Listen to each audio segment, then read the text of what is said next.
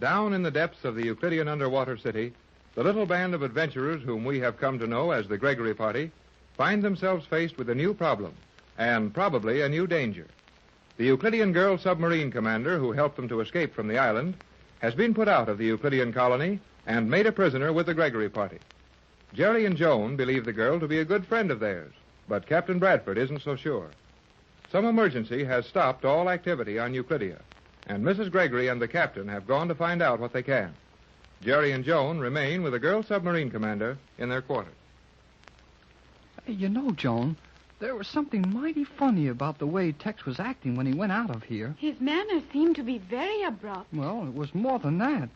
Golly, Tex doesn't get excited very often, but he was sure off balance about something this time. Do you think that we said or did anything to offend him? I believe I know what was troubling the captain. What? For some reason, which I cannot understand, he suddenly became suspicious of me. Of you, Elaine? Precisely. Well, what did you do? Nothing. I merely asked permission to take part in all of your discussions for plans to escape, and the captain decided to leave the room, taking Mrs. Gregory with him. Oh, that didn't have anything to do with it. Surely not. I appreciate your confidence in me, but you are mistaken. I have studied too thoroughly the expressions of faces under strain. I know what the captain was thinking. However, it will not change my plans. I would like to help you, and will continue to do so to the best of my ability. Oh, gee, Elaine, we know that.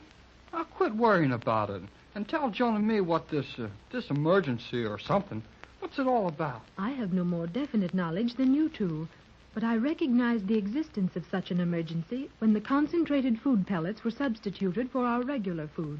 Do you think that all of the Euclideans are now engaged in some important work and could not spare the time to prepare our usual meal? Precisely. What may have happened, we can only surmise, but it must be serious. Well, at least they're still here. Thank heaven for that. Hey, they're all excited about something. What has happened, Mother? Oh, a great deal. You three haven't moved out of this room since we left? No, sir. We have followed your instructions to the letter, Captain. Good. Now we'll have to work fast. Doing what? Escaping from this place. Escaping? Yes, Joan, dear. We have a greater chance now than we'll ever have again. What has happened? One of the chambers... Silence! What? I am sorry. I forgot for the moment. But if you had not spoken, if I had been allowed to count the strokes of that alarm gong, I could have told you where the accident occurred. Oh, well, then, I'm sorry. I know about what is happening, but I'm not sure where. I have counted the strokes. There were 12. 12. Chamber 12. The airplane testing chamber. What does it mean? The chamber is being flooded. They would sound a general alarm for nothing else. Well, it's general, all right. Every Euclidean in the place was running toward the other end of this first big cave. Yes, that would be correct. Chamber 12 is diametrically opposite our entrance to the city. Oh, but if that place is flooded, well, we'll all drown. Isn't there anything we can do? Oh, I thought something of trying to steal one of those rocket planes, but guards in the locks would stop us. If the guards are still there. Those men will remain. I have a plan. Well, hurry up with it. We need it. Oh, by all means, Elaine, hurry. If the captain will allow me. Huh? You must trust me now, Captain. Well, how did you know that I mean, That what is makes you not think I important don't? now.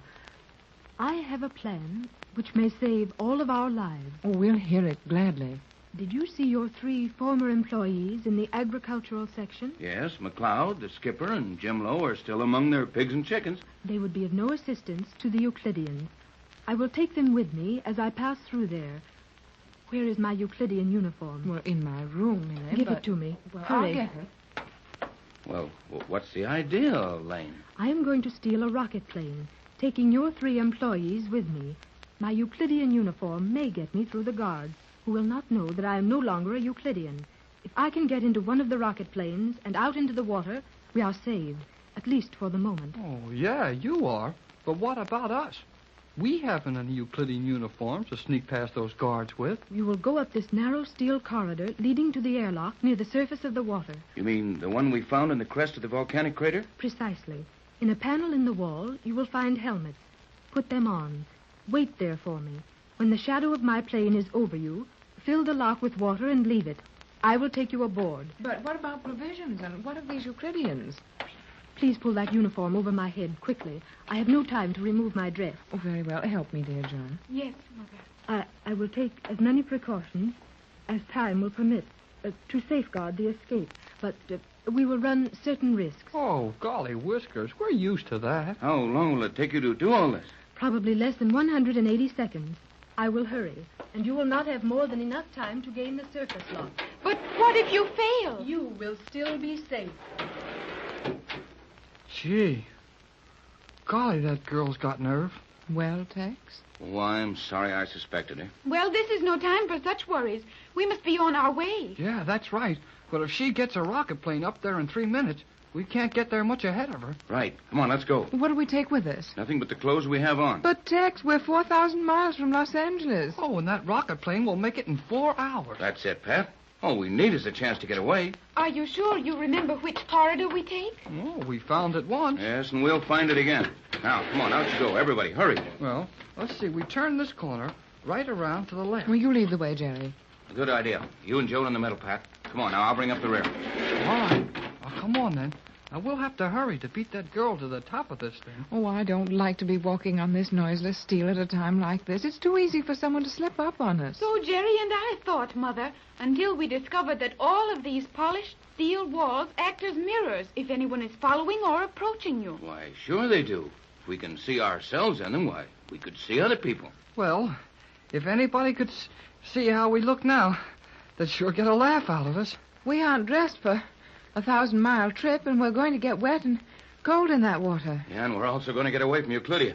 If we can trust that girl. I think you may do so, Captain. Well, I don't want you to think that I'm in the habit of running around suspecting people without reason. So I'll tell you why I'm afraid of that girl. Come on, let's keep walking as I tell you. Oh, yeah? Well, what is it? Well, she's been carrying a ray gun around with her.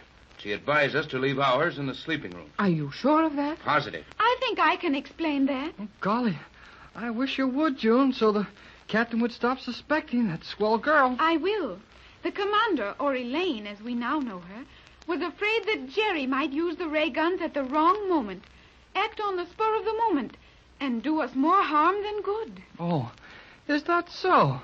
She didn't think I had enough sense to take care of one of those things, huh? Well, maybe she isn't such a swell girl after all. Oh, take it easy, kid. It was all for your own good. Oh, I suppose it was, but golly, well, I never did get any fun out of things that were for my own good. Well, at least that relieves our minds. This is a very steep climb. How much farther must we go? Only a little ways now. I think I can see the door to the lock. There, just ahead of us. Oh, that can't be, Tex. We made a turn just before we came to the door. You sure of that, Jerry? You bet I'm sure. Tex, suppose you can't locate the door. We'll locate it, all right. We did locate it. Oh, no, we didn't. That's just the turn in the wall you bumped into. You are correct, Jerry. How much, Father? Getting tired, Pat? Well, we're climbing awfully fast. Oh, it's just a little ways now. We're walking on solid rock. We must have come up at least 200 feet, I think. No, not quite. Our quarters are about 200 feet below the surface, and this lock is about 30 feet. Oh, here's the door, Tex. Right. Now get the palms of your hands against it. Aye, aye, Skipper. Why, that door slides down. Yes, Mother. I presume there is no room for it to slide in any other direction. That's right. We're in a narrow ledge of rock, in the edge of the old volcano crater. Mighty little room. All right, okay, now in we go. Now, where's that panel with the diving helmets in it? It must be here, Jerry.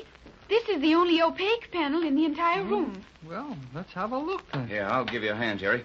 Now, Pat, you and Joan watch out into the water in all directions. Tell us the minute you see the shadow of that girl's rocket plane on the surface. Hey, Tex, she isn't on time. She didn't give herself enough time. We're not ready for her anyway. I've got it, Tex. It's opening. Hey, and there's the helmet. And here comes the shadow of the... Why, I thought you said she'd have a rocket plane. That shadow is made by a submarine. I think not. Here, now. Here, start putting on your helmet. No, Mother. The rocket planes look like submarines. Here's a helmet for you, Joan. Come on, get into it quick. Right. Now, you go up first, Jerry. All right, you next, Joan. Then Pat. Now follow. Open that valve, kid. Open it is.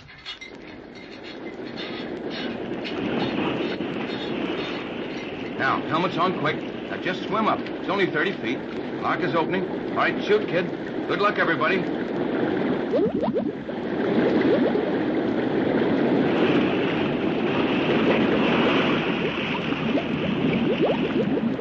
Hey, skipper! Open up, will you? Come aboard as rapidly as possible, Jerry. Make room for the others. Okay, skipper. Boy, you sure move fast. Hey, Joan! Over here. I'm coming, Jerry. Throw away your helmet. I have done so. Up forward, out of the way, Jerry. Hurry, Joan. I will get in as rapidly as possible. Everybody here? All here, Tex. Where's Jerry? Jerry is aboard. Hurry up forward, Joan. Come, Mrs. Gregory. Well, I'll do my best. Oh, these wet clouds. Hey, wait a minute. I'll give you a hand, Pat. Up forward, please, Mrs. Gregory. Be in the second lane. Close the door after you. I will prepare to take off.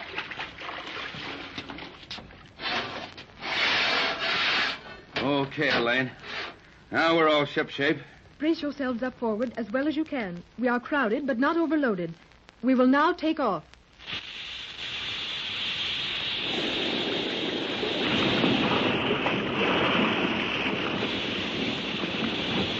Oh, boy, we're off again. And in 4 hours, we'll be home. 4,000 miles away. That's pretty fast, but it's the best way to leave Euclidia. Hey, Elaine, where's the skipper, McLeod, and the Chinese cook? They are in the forward baggage compartment.